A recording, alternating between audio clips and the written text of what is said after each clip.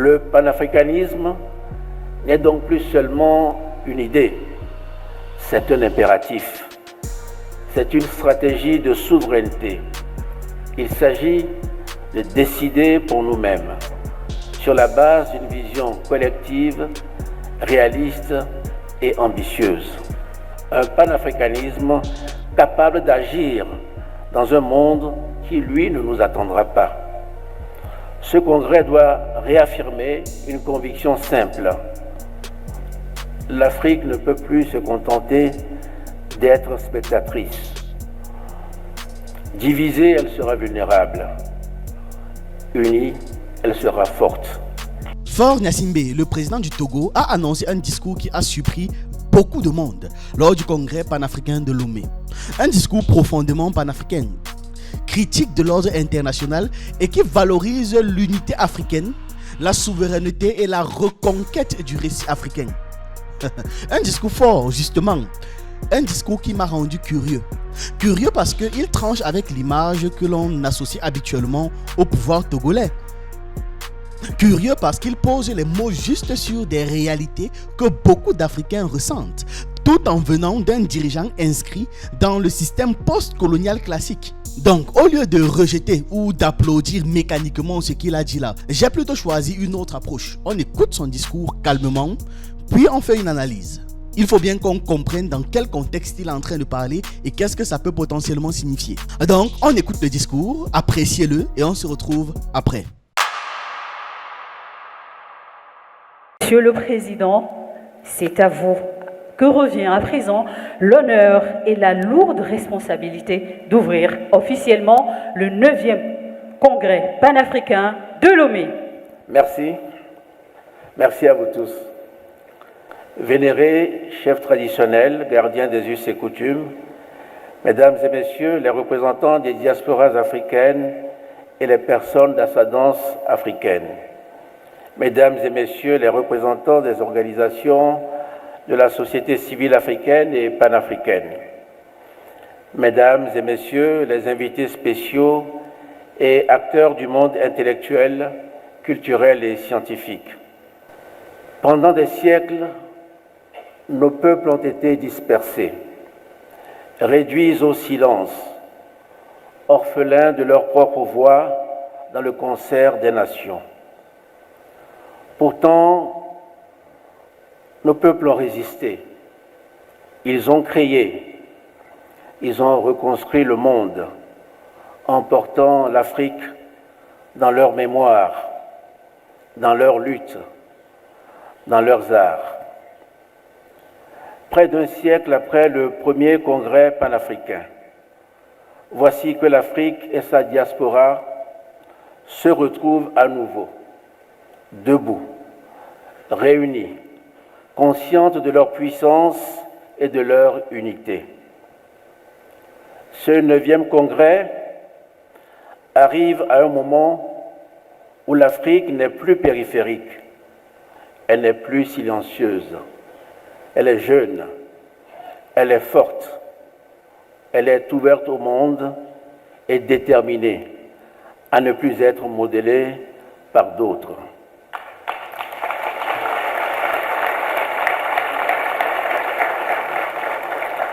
Ce 9e congrès n'est donc pas une commémoration, c'est une réaffirmation, c'est une reconquête, c'est un tournant.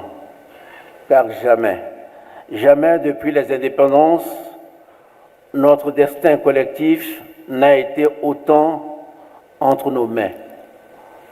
Jamais notre voix n'a été autant attendue. Jamais nos choix n'ont eu autant de résonance dans le monde.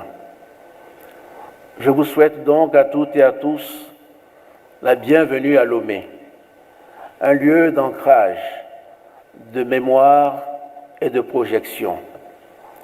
Un lieu où l'Afrique parle pour elle-même et décide d'elle-même pleinement.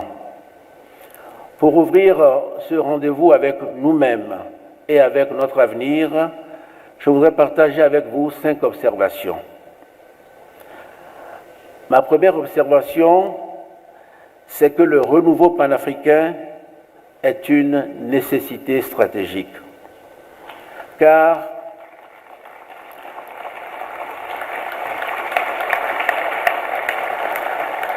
le monde change, l'ordre international se recompose, de nouveaux pôles émergent. Dans ce moment de transformation, une réalité s'impose. Aucune nation africaine ne peut affronter seule l'ampleur des défis contemporains, ni l'injustice climatique, ni les crises sanitaires, ni les fractures technologiques, ni la compétition économique mondiale. Le panafricanisme n'est donc plus seulement une idée, c'est un impératif, c'est une stratégie de souveraineté. Il s'agit de décider pour nous-mêmes, sur la base d'une vision collective, réaliste et ambitieuse. Le panafricanisme que nous appelons ici n'est pas celui des slogans. C'est un panafricanisme pragmatique et exigeant. Un panafricanisme qui unit nos peuples, nos cultures, nos marchés, nos savoirs. Un panafricanisme capable d'agir dans un monde qui, lui, ne nous attendra pas. Ce congrès doit réaffirmer une conviction simple. L'Afrique ne peut plus se contenter d'être spectatrice. Divisée, elle sera vulnérable. Unie, elle sera forte.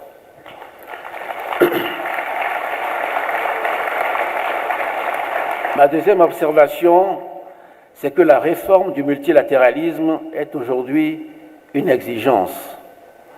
C'est l'autre évidence qui surgit de l'incertitude actuelle des équilibres géopolitiques.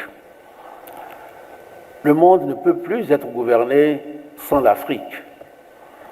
Aujourd'hui, le Sud global s'affirme et le système international qui a été conçu sans nous a été pensé dans un monde qui aujourd'hui n'existe plus. Nos nations étaient encore sous domination coloniale. Nos peuples n'avaient pas voix au chapitre.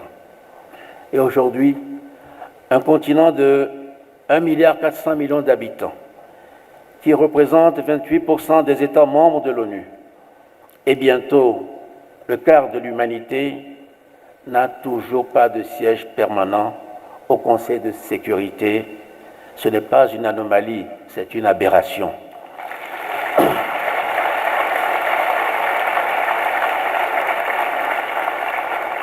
Notre continent ne peut rester absent des lieux où se décide la paix, le commerce ou la finance mondiale. Depuis le consensus des Illuminés et la déclaration de Sirte, l'Afrique porte une position claire. Et le représentant de l'Union africaine l'a rappelé, 2 sièges permanents au Conseil de sécurité avec droit de veto. Cette position est juste, elle est légitime et il faut qu'elle soit entendue. Mais nous devons aller plus loin. Il faut réformer les institutions et réformer aussi dans les institutions. Les deux sont indispensables. Réformer les institutions, c'est corriger les déséquilibres de gouvernance. Réformer dans les institutions, c'est peser davantage au quotidien, dans les décisions, dans les normes, dans les financements. Ce congrès doit donc transformer nos principes en plan d'action africain crédible et unifié. Cette réforme du multilatéralisme n'est pas seulement une revendication africaine, c'est une condition de stabilité pour le monde entier. Ma troisième observation, c'est que notre principal levier d'action est la mobilisation de nos propres ressources africaines. Notre développement ne viendra pas de solutions venues d'ailleurs. Il viendra d'abord de nous-mêmes, de nos ressources naturelles, de nos jeunes talents, de nos entreprises, de nos diasporas, de nos savoirs, de nos cultures. C'est cela la souveraineté moderne. Financer nous-mêmes nos priorités, transformer nous-mêmes nos matières premières, moderniser nos systèmes alimentaires et sanitaires et surtout investir dans notre capital humain. Mobiliser notre capital humain, c'est aussi reconnaître la valeur de nos savoirs endogènes, nos langues, nos systèmes éducatifs, nos connaissances médicinales, nos traditions intellectuelles. Une Afrique forte est une Afrique qui croit en ce qu'elle sait, en ce qu'elle peut et en ce qu'elle est. Nous avons la jeunesse la plus dynamique du monde. Nous avons des terres abondantes. Nous avons des diasporas puissantes. Nous avons la créativité, l'énergie, l'innovation. Mobiliser notre capital, c'est transformer enfin ce potentiel en puissance. Ma quatrième observation, c'est que l'Afrique est une et indivisible. Le panafricanisme est global. Il est dans notre continent. Il est dans la diaspora. Il est dans notre jeunesse. La diaspora, les afro-descendants et les jeunes sont les trois forces motrices du renouveau africain. Faire d'eux des acteurs centraux, c'est renforcer l'unité, la créativité et la puissance africaine. La diaspora et les afro-descendants sont une source immense de savoir, de créativité et surtout d'influence. Ils prolongent l'Afrique dans le monde. Ils élargissent notre horizon collectif. Notre jeunesse est notre plus grand atout stratégique. Elle porte l'innovation, le numérique, la culture, l'économie créative, les luttes sociales. Elle est prête si nous savons lui faire confiance.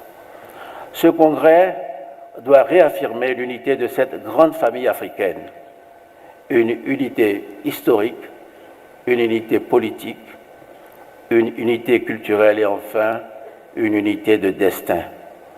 Et ma cinquième observation, c'est que le fondement de notre souveraineté passe aussi par la reconquête de notre narratif et de notre identité.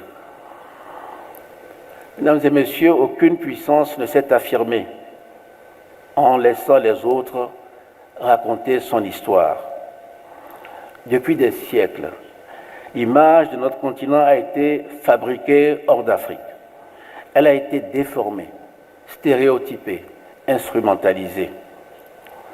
Nous ne pouvons plus accepter que nos réussites soient invisibles, que nos talents soient ignorés, que nos cultures soient réduites à des clichés.